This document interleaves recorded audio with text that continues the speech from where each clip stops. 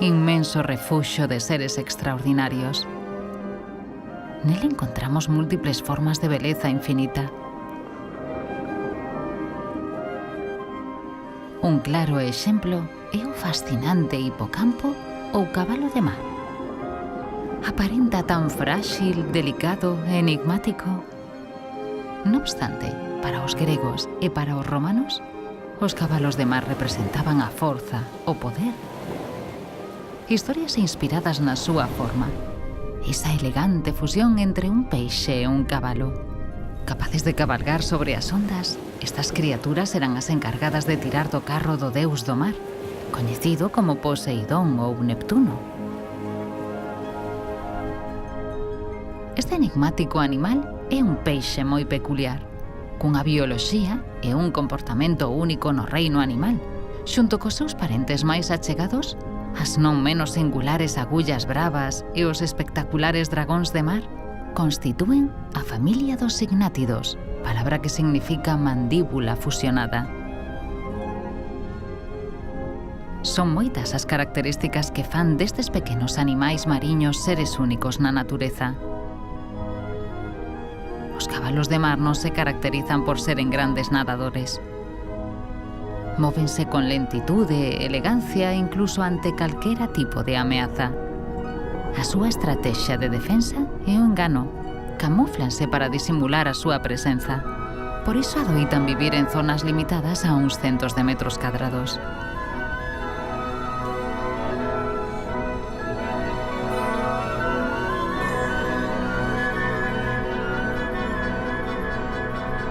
A reducida capacidade de natación destes peixes débese a unha serie de limitacións impostas polas características das súas aletas. Carecen de aleta caudal e de aleta ventral. Así que as aletas que toman protagonismo na natación son a dorsal que os impulsa cara adiante e as pectorais para ir en cara dereita ou cara esquerda. Con todo, non son os máis lentos da familia. Os incribles dragóns de mar son os reis dos movementos suaves e armoniosos, garantidos polas súas aletas e toda unha serie de apéndices e prolongacións dignas dun desfile de disfraces.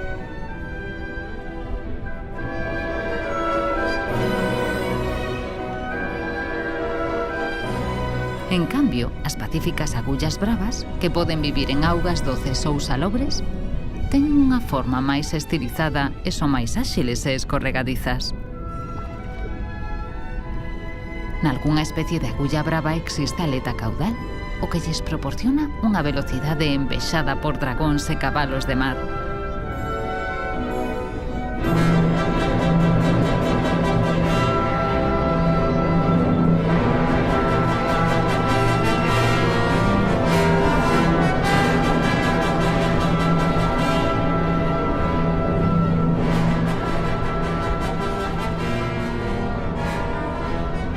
Ningunha especie de signátido ten escamas. En lugar de escamas, a súa pele está recuberta dunha substancia viscosa, suave ao tacto e escorregadiza. Baixo a pele agóchase unha auténtica armadura ósea, formada por multitude de pezas perfectamente ensambladas e deseñadas para realizar movementos precisos coas diferentes partes do corpo. Esta perfecta engrenaxe fai posible que o cabalo de mar se poida suxeitar coa cola a case calquera elemento dispoñible.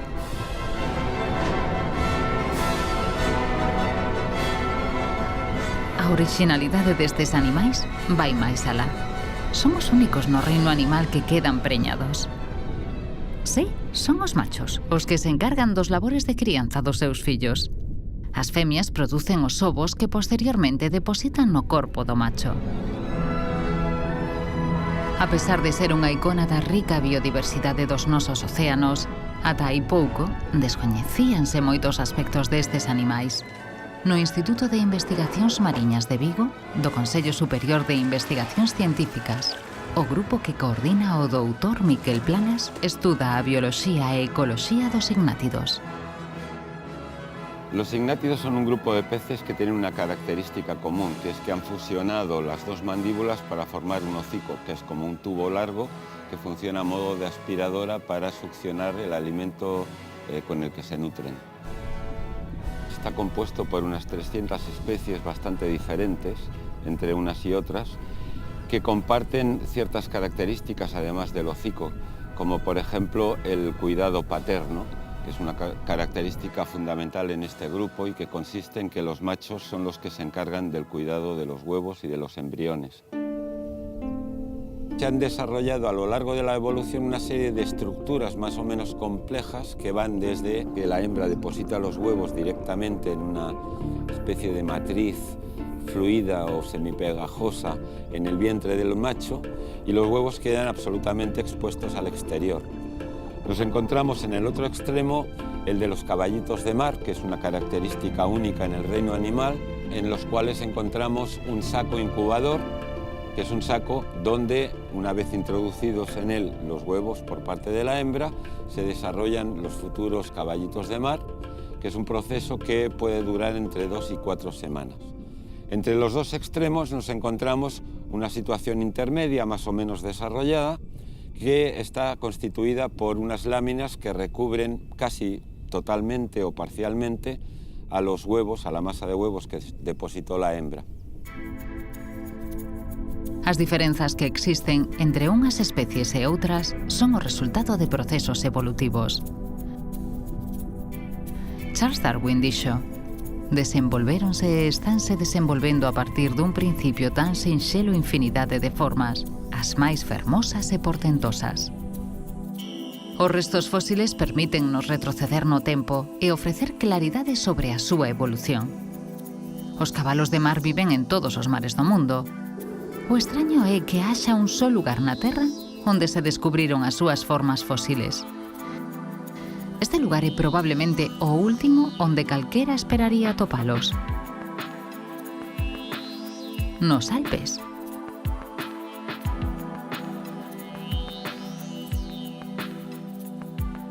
This site in the Tunitze Hills is really a seahorse's treasure trove. So many different species of cygnetids were unearthed here that based on them we can really get some idea of the seahorse's evolution. This common ancestor probably looked like this. It was thin, approximately 10 to 15 centimeters long and very pipefish-like. This is the first species.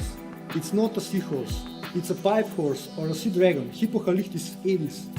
This is the only known fossil form of a pipe horse on Earth. This little beast here, which is almost invisible to the naked eye, is the pygmy pipe horse, Hippotropiscus franki, the only known fossil of a pygmy pipe horse on Earth. It's believed that pygmy pipe horses are one of the evolutionary links between the pipefishes and seahorses. Later in the course of evolution, these pipe horses started to swim upright with the vertical body posture. This here is the most famous of them all. It's the fossil form of seahorses, Hippocampus sarmaticus. Now suppose that the floating debris containing all these seahorses entered a sea current. Even a moderate sea current with the velocity of 1 decimeter per second could easily disperse them over great distances of several hundred kilometers in 1 month. In the biological literature, this hypothesis is well known as the seahorses rafting dispersal, and these fossils here confirm it. But where did they come from? Our research showed that these species are most similar to the extant relatives nowadays living in the seas of Indonesia and Australia, the region that, based on the genetic research, biologists consider as the origin place of seahorses. Os restos fósiles resultan moi ilustrativos. Permiten establecer hipóteses da evolución.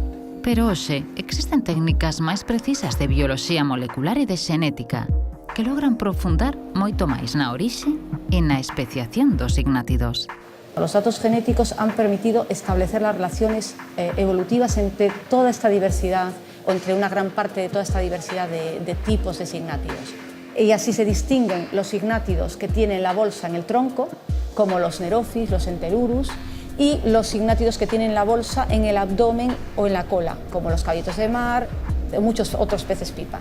En definitiva, los datos genéticos permiten consolidar estos dos grupos como los más divergentes evolutivamente dentro de los signátidos. Se ha asociado la pérdida de determinados genes involucrados en la mineralización de los dientes con la pérdida de estas estructuras en los signátidos. Y ya otro rasgo muy relevante y muy único en vertebrados, que es la gestación masculina de estas especies, pues en la evolución de este rasgo parece que hay involucrados procesos de duplicación génica y parece que tienen un rol muy importante en ayudar a la incubación y eclosión de los embriones dentro de la bolsa masculina. A nivel global, la zona indopacífica, la zona del sur de Australia, es un centro de acumulación que de hecho concentra pues, más del 40% de los signátidos. Esto es compatible igualmente con los procesos de diversificación mediados por corrientes marinas y con los procesos de especiación en otras zonas, como por ejemplo el área atlántica. Los mecanismos de migración y conectividad genética pueden representar mecanismos de cambio genético en el espacio y en el tiempo. Retrocedamos no tempo uns 250 millóns de anos. Un dos feitos máis significativos foi a aparición do océano de Tetis, que máis tarde, no Mioceno, deu lugar ao mar de Tetis, onde se formaron os fósiles máis antigos de signátidos. Hai 50 millóns de anos, produciuse un quentamento rápido do planeta, que con subidas de temperatura de ata 7 grados centígrados, permitiu manter un clima temperado e a expansión da vexetación. A separación de Australia e da Antártida fixo cambiar as correntes ecuatoriais, arrefriou as augas que separan ambos os continentes e conxelou a Antártida. En consecuencia, produciuse un arrefriamento global do planeta, que favoreceu a expansión de praderías e bosques adaptados ás novas temperaturas. Europa, Grenlandia e América do Norte tamén se escindiron do que se denominou continente Laurasia. Máis tarde, no Oligoceno, hai 30 millóns de anos, desapareceu o mar de Tetis, levantáronse os Alpes e formouse o mar Mediterráneo. Ata daquela, os continentes actuais estaban en contacto, o que favorecía o desprazamento de especies dunhas zonas a outras. No caso dos cabalos de mar, crese que a súa orixe foi anterior á formación do mar de Tetis e sitúase no Indo-Pacífico. A partir de aí, producíronse basicamente 3 liñas de diversificación de especies. Unha no propio Indo-Pacífico, onde se encontran as especies viventes máis antigas de cabalos de mar, e que puideron alcanzar o Atlántico. Outra no Pacífico e unha terceira, difícil de establecer, pero que puido ser a orixe de especies atlánticas logo da desaparición do mar de Tetis. A enorme diversidade reinante no Indo-Pacífico puido ser ocasionada pola creación de barreiras xeográficas como o peche de Panamá ou o peche do mar de Tetis, que conectaba ao Índico co Océano Atlántico. A pesar da súa antigüidade, os signátidos son peixes relativamente modernos. Evolucionaron moi rapidamente a partir dun devanceiro común parecido a unha agulla brava e que deu lugar a 4 liñas evolutivas independentes. O primeiro gran cambio prodúcese no océano. Fusiónanse as mandíbulas, aparece o exoesqueleto e o macho incuba os ovos pegados ao corpo.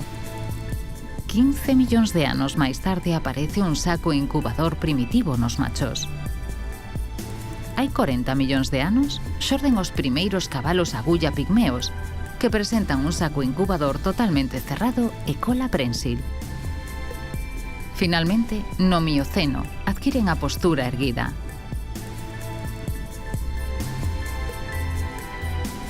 Os cabalos de mar ou hipocampus e as súas curmas, as agullas bravas, non están presentes só en zonas tropicais, tamén nos complacen coa súa presenza nas costas europeas.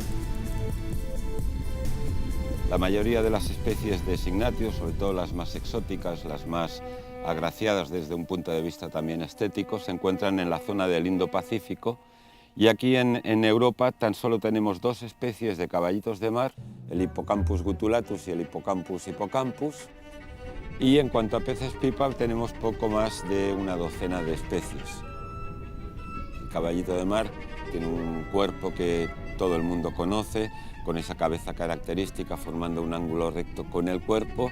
Y luego, en el caso de los machos, es muy característico ver el saco incubador que tiene justo donde empieza la cola, que es único en el reino animal. Mientras que en los peces pipa encontramos una forma alargada, como si fuera una anguila, con una cabeza que continúa en línea recta con el cuerpo. Y luego encontramos distintos tipos de morfologías y de características biológicas y ecológicas dependiendo del tipo de especie. Hay especies que viven en la zona intermareal, suelen ser especies adaptadas exclusivamente a ese tipo de ambientes muy fluctuantes y suelen vivir debajo de piedras, camuflados, en contacto bastante con el sedimento, y por tanto eso ya nos indica que seguramente el tipo de alimento que van a encontrar en estos ambientes es muy diferente comparado con otras especies como pueden ser los signátidos del género Signatus, como el Signatus acus o el Signatus tifle.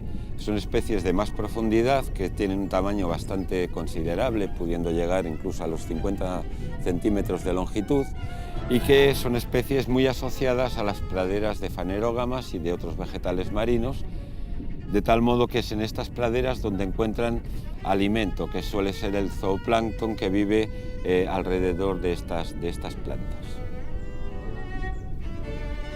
El proyecto Hippocampus era un proyecto en el que queríamos empezar a tener información sobre cualquier aspecto relacionado con caballitos de mar fundamentalmente, y en el que también tratábamos de empezar a desarrollar técnicas de cría en cautividad de estas especies.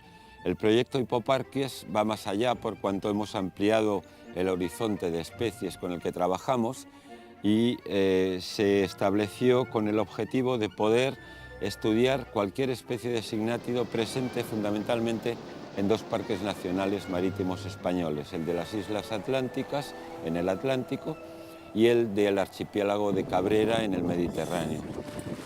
¿Por qué pretendemos realizar este proyecto? Pues básicamente porque primero son un grupo de especies que prácticamente se desconoce la mayoría de aspectos ecológicos y biológicos de ellas en nuestras latitudes, y en segundo lugar porque al tratarse de parques nacionales tenemos la posibilidad de poder hacer reservas en determinadas zonas con el fin de poder conservar la presencia y la biología de estas especies en el medio natural. Habitan zonas pouco profundas, próximas á costa, onde a vexetación é máis intensa. Non nos vemos, pero están aí, confiados, tímidos, pasan desapercibidos entre as plantas mariñas de gran tamaño que lles ofrecen protección e unha gran cantidade de alimento. Son cazadores visuais. Os seus pequenos ollos móvense de xeito independiente un do outro.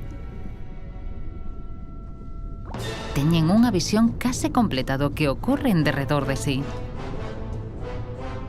A estrutura do corpo xoga un papel fundamental á hora de encontrar alimento. Permítelles moverse con sixilo e achegarse moito á súa presa. A boca, un fociño alongado en forma de tubo non ten dentes. En lugar de mastigar, succiona con gran rapidez. Pero esta succión só é efectiva a distancias curtas. Se teñen que desplazarse para conseguir alimento, a preguiza gaña. Prefiren esperar a que pase un bocado máis fácil de capturar. A súa dieta compóñena fundamentalmente pequenos crustáceos e outro zooplancto, pero algunha especie pode chegar a ser caníbal e non teñen reparo en alimentárense das súas propias crías, aínda que tampouco resulta tan fácil.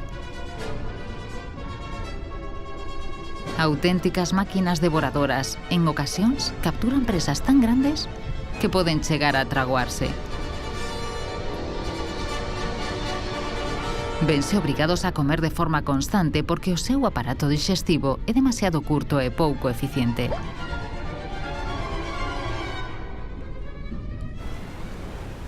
A cola prensil dos cabalos de mar favorece o agarre ás estruturas vexetais, algo moi importante cando se vive en zonas de augas pouco profundas, sometidas ás correntes e ás ondas costeiras. A distribución e a abundancia de cabalos de mar e agullas bravas depende da existencia dun hábitat axeitado no que poidan alimentarse e pasar inadvertidos. As algas e as plantas mariñas ocupan amplas extensións dos fondos superficiais. Poden alcanzar os 40 metros de profundidade. Están presentes en mares cálidos e temperados e forman as denominadas praderías mariñas. Estes bosques somerxidos son o berce, a despensa e o refuxo de miles de especies mariñas e supoñen tamén o fogar predilecto da agulla brava e do cabalo de mar. Pueden estar sobre fondos duros en los que nos encontramos generalmente como dominantes grandes algas pardas, tipo laminaria, tipo cistoseira, macrocistis, o podemos encontrar fondos, lo que se denominan praderas marinas, en los que el sustrato base es arena y ahí dominan pues, fanerógamas marinas con sus propias flores y sus propios frutos. Estos organismos, que pueden tener 1 metro, 2 metros o las fanerógamas igual medio metro, generan ambientes totalmente diferentes entre las partes superiores y las partes inferiores, de la misma manera que sucede con un bosque tropical. Parejo a estos bosques hay numerosos organismos que viven sobre el dosel que generan pues, las algas o las fanerógamas, lo que serían epibiontes. Y ahí nos encontraríamos numerosas algas, laminares, filamentosas, nos encontraríamos numerosos animales, copépodos, anfípodos, y esos animales son el sustento del alimento de los signátidos. Estos bosques es necesario tenerlos en cuenta a la hora de conservar, porque son la base de todas las cadenas tróficas. Os signátidos son mestres na arte da camuflaxe. Sí, poden confundirse co medio e así defendérense de posibles predadores. Aínda que, unha vez que os descobren, pouco teñen que facer. Xa non hai escapatoria. Ou sí? Porque a súa armadura ósea non resulta apetitosa para calquera predador. Son exemplo de fidelidade e romanticismo. Adoitan vivir coa mesma parella toda a vida, aínda que, se son fieis ou non, é outra historia. Depende da proximidade de máis femias. O importante é a reprodución. A súa dócil apariencia engana. Na época de apareamiento, a rivalidade entre machos e femias faise patente. Ambos os sexos compiten por aparearse. Recorren á forza e incluso á violencia para botar fora os seus competidores.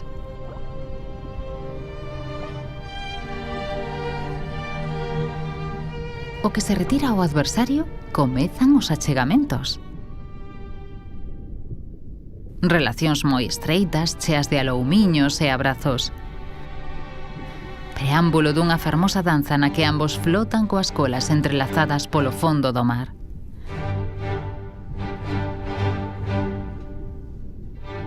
O macho bombea auga polo saco preparándose para recibir os ovos.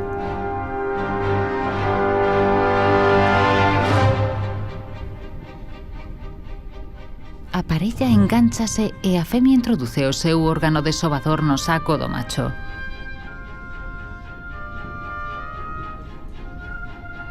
Ao entraren os ovos no saco, o macho fertilízaos e protéxeos físicamente entre 2 e 4 semanas ata que nacen.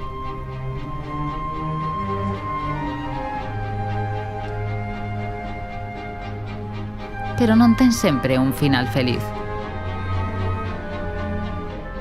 O traspaso de ovos exixe unha coordinación perfecta e non sempre se logra.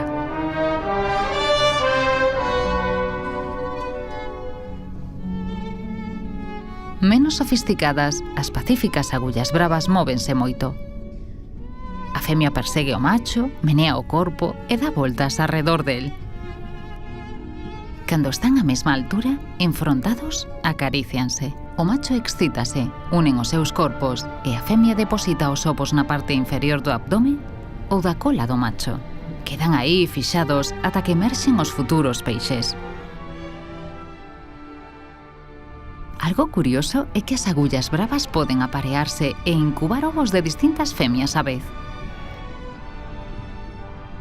Machos y hembras están perfectamente sincronizados para repartirse el trabajo de la reproducción, de tal modo que la hembra es capaz de producir huevos en continuo en ciclos sucesivos durante la época de reproducción, esos huevos los libera en un momento determinado en que el macho es capaz de aceptarlos. La duración de la embriogénesis, es decir, del desarrollo de estos huevos en los machos, va a prolongarse prácticamente durante el mismo tiempo que tarda la hembra en producir un nuevo lote de huevos, de tal modo que cuando ésta ya tiene los huevos preparados, el macho ya está en condiciones, porque ha liberado los juveniles que ya han nacido, los ha liberado y por tanto es capaz de aceptar otro lote de huevos por parte de la hembra. Todo esto es muy importante porque supone que los dos individuos que forman la pareja son capaces de trabajar simultáneamente en labores de reproducción, es decir, constituye una verdadera diferenciación y un reparto perfecto del trabajo de reproducción. Esto, en el fondo, es una eficiencia reproductiva que tienen este tipo de especies. Tras varias semanas de xestación, chega o momento do parto. O acubillo da noite, a agulla brava, cunha breve e violenta contracción, abre o saco incubador. Momento no que saen ao exterior numerosas crías totalmente formadas. O nacemento das crías de agullas bravas, que non posúen saco incubador, como o Nerophis lumbriciformis, é máis simple. Elas mesmas se abren camiño. As máis atrasadas contan coa axuda do pai para saíren ao exterior. O parto do cabalo de mar é máis longo. Sofre numerosas contraccións antes de dar a luz e axúdase premendo o saco para facilitar a saída das crías.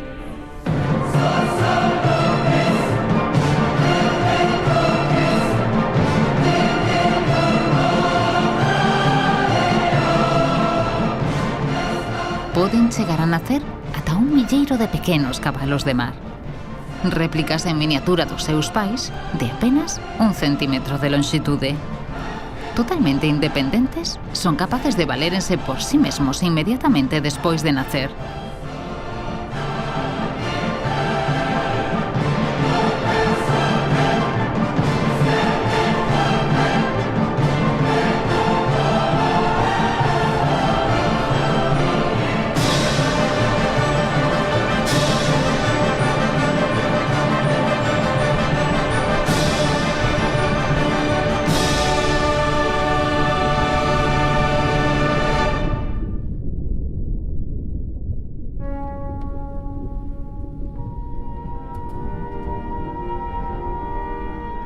Son das criaturas máis fermosas e fascinantes da natureza. Pero moitas especies están seriamente ameazadas. Hoxe, a súa fráxil e delicada figura corre grave risco de desaparecer dos nosos mares e océanos. Calcúlase que cada ano máis de 30 millóns de cabalos de mar son arrancados do seu hábitat natural. A poboación mundial de algunhas especies descendeu máis dun 50%. Esta disminución atópase relacionada principalmente co mercado da medicina oriental. Medicina baseada na crenza infundada de que secos en po curan diversas enfermidades. Los países orientales son los mayores importadores de caballitos de mar, en parte para la alimentación, porque los comen, y en gran parte para la medicina tradicional china. A productos que vienen de caballitos de mar se le atribuyen propiedades medicinales como al cuerno de rinoceronte o a otros productos de especies amenazadas. Son propiedades que no tienen ninguna base científica, son supersticiones, pero detrás de las supersticiones muchas veces hay grandes negocios. La ciencia nació para luchar contra la superstición y es una función que tenemos que seguir haciendo los científicos. La biodiversidad marina es mayor que la biodiversidad terrestre y, sin embargo, es muy desconocida. Aún hoy en día estamos describiendo nuevas especies de caballitos de mar. Pero estas non son as únicas ameazas ás que se enfrontan. Os leitos de vexetación mariña nos que viven encóntranse a un paso da civilización e isto supón que sufran o impacto da contaminación, da destrucción física do ecosistema, do furtivismo ou da pesca accidental. En general, las poblaciones de signátidos están en franco declive porque cada vez son menos abundantes, tanto peces pipa como caballitos de mar. Quedan restringidos a zonas en las que las pesquerías agresivas no son capaces de llegar. Hay sistemas de pesca, como son los butrones de la anguila, que es una pesquería que hay en el interior de la Ría de Vigo, en la ensenada de San Simón, que es perfectamente compatible con la viabilidad de las poblaciones de signátidos, de peces pipa y caballitos de mar. Otros tipos de pesca, las ganchas, lo que son los rastros de la almeja, es totalmente incompatible porque son destructivos del hábitat en el que viven estas especies. Entonces, evidentemente, hay que reservar zonas en las que no se pueda utilizar este tipo de artes de pesca, o es hacer la extracción de otra manera que no signifique una destrucción de estos hábitats. No simplemente para los signátidos, son para especies comerciales con mucho interés comercial, como son el choco, y que cohabitan con los signátidos. Son especies centinela que nos indican la salud del ecosistema. Si las poblaciones están en declive, es porque hay agresiones, porque hay contaminación, incluso por temas de cambio climático, que a lo mejor están forzando el desplazamiento de estas especies a ocupar otros nichos ecológicos o desaparecer. Dentro do Parque Nacional do Arquipélago de Cabrera, o Instituto Mediterráneo de Estudos Avanzados realiza censos visuais e mostraxes con técnicas non invasivas das praderías mariñas que albergan poboacións de signátidos. Tanto los caballitos de mar como los peces pipa, pues uno de sus hábitats fundamentales donde ellos viven son las praderas de angiospermas marinas. Son el lugar donde viven, donde se alimentan, donde se refugian de los predadores. Es muy característico de los signátidos que tienen un cuerpo y una coloración que les permite camuflarse con el entorno. En el caso de los peces pipa, muchos de ellos su cuerpo es como si fuera una hoja de una fanerógama marina, entonces es muy difícil de verlos entre las hojas y de hecho por su forma de moverse y de comportarse se camuflan perfectamente, entonces es un hábitat fundamental para ellos. Si desaparecen las praderas, desaparece el hábitat donde ellos pueden vivir, sobrevivir. Uno de los factores principales de pérdida de praderas son las perturbaciones mecánicas, ¿no? Actividades humanas que causan un daño físico en las praderas porque arrancan plantas o matan plantas, como son todas las construcciones costeras, la pesca de arrastre o, por ejemplo, puede ser también el fondeo de embarcaciones. Hay especies que crecen rápidamente o que se reproducen, que producen flores, frutos y semillas, se producen mucho, entonces tienen una capacidad natural de recuperación mayor. Pero, por ejemplo, en el caso de Posidonia oceanica, es una especie que crece muy lentamente y se reproduce también de forma irregular y escasa en relación al número de plantas que hay, entonces su capacidad de recolonización y de recuperación natural frente a estas perturbaciones es muy baja.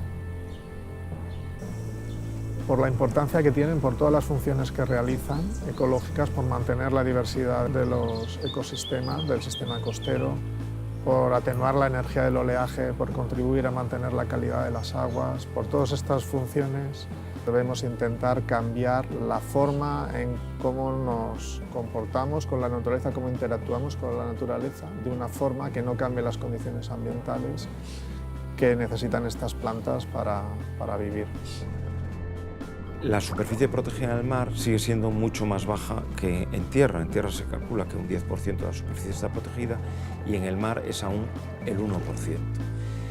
Las reservas marinas son muy importantes para la conservación de la biodiversidad y son muy importantes también para la conservación de los recursos pesqueros. Se prevé que si no hay medidas correctivas, en el año 2100 el 50% de las especies marinas estarán al borde de la extinción.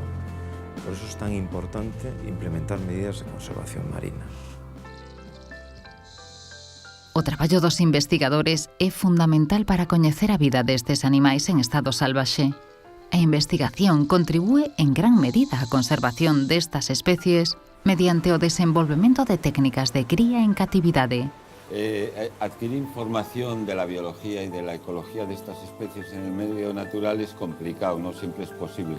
Por lo tanto, el hecho de poder mantener sistemas de cultivo con unas condiciones adecuadas para nuestros intereses científicos, lo que nos permite es precisamente poder hacer simulaciones in situ en estructuras experimentales, de tal modo que podamos atender a los objetivos que nosotros pretendemos estudiar. Cuando nosotros disponemos de una herramienta para poderlas reproducir en cautividad, lo que estamos fomentando es un aprovisionamiento de individuos que sean susceptibles en su momento para poder repoblar o reintroducir la especie en zonas donde o bien ha desaparecido o bien realmente tiene problemas serios de conservación. Cualquier gestión de conservación de un espacio natural exige en primer lugar un conocimiento de la especie de la que se trata. Un científico es capaz, o debería ser capaz, si pretende conservar una especie determinada, de adquirir los conocimientos suficientes para poder utilizarlos posteriormente en la administración o en distintos sectores y poder desarrollar planes de conservación.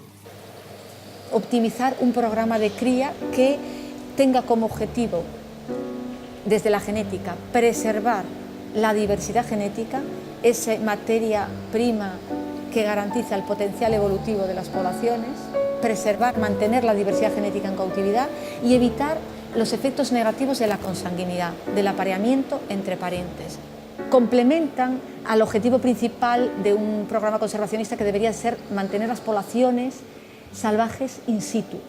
El problema es que cuando las poblaciones están muy amenazadas, los proyectos ex situ en cautividad pueden ayudar a conocer la especie, entender sus mecanismos de reproducción y utilizarlos como complemento en la suplementación de las poblaciones salvajes si llega el caso en que haya problemas de riesgo extremo de persistencia o pervivencia de estas poblaciones.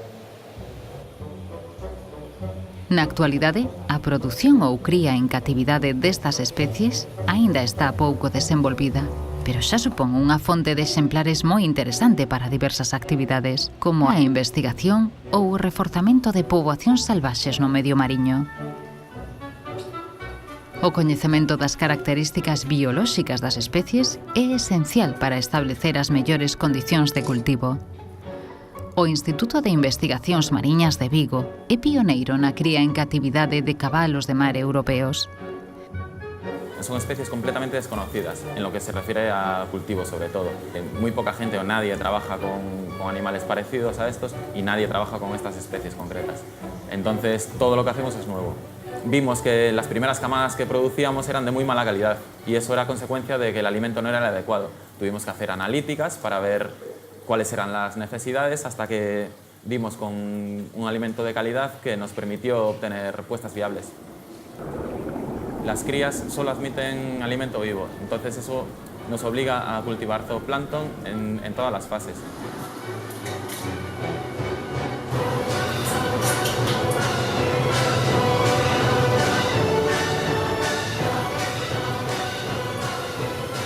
El cultivo lo podemos dividir en dos fases. Por una parte tenemos a los reproductores que tienen que estar cómodos y sin estrés para reproducirse. La reproducción es lo primero que elimina un pez cuando está en mal estado.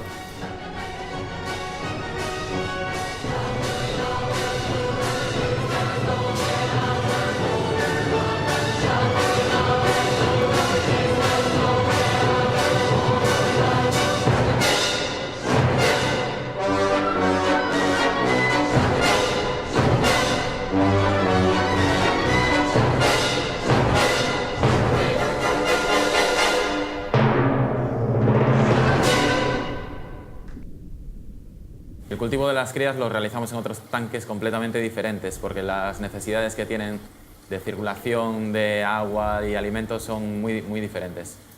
El objetivo de la cría en cautividad es que sirva como herramienta para gestionar poblaciones naturales de especies que están en regresión.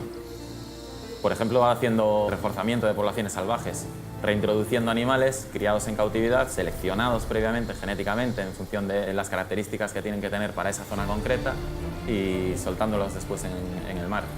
Por otra parte, está el mercado de la acuariofilia. Trabajamos con especies que son comerciales, que se capturan del medio natural y que se comercializan a lo largo de todo el mundo. Entonces, la cría en cautividad es una herramienta muy buena para evitar que se esquilmen las poblaciones naturales.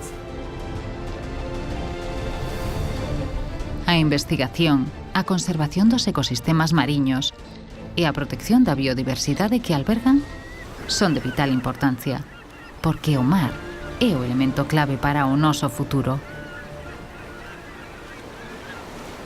Los signátidos son interesantes no solo para un biólogo, para un científico, sino que además, por esa estructura tan compleja, pero también ensamblada de multitud de partes esqueléticas que conforman su cuerpo, se presta para aplicaciones que uno realmente pues, nunca hubiera imaginado. Una de ellas, me parece una aportación fantástica, es su aplicación en el mundo de la robótica o incluso para el desarrollo de productos que puedan servir como estructuras ortopédicas, y en este sentido pues, se ha estudiado muy bien todo lo que es el ensamblaje de las distintas piezas de la columna vertebral de los caballitos de mar y también de los peces pipa para el desarrollo de prótesis que permiten una movilidad mucho mejor incluso que si hubieran sido desarrolladas mediante un diseño humano, ¿no? El mar es un bien común.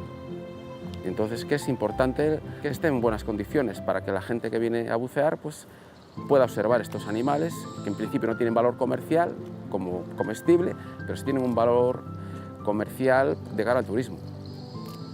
La biodiversidad no nos pertenece, sino que nosotros formamos parte de ella.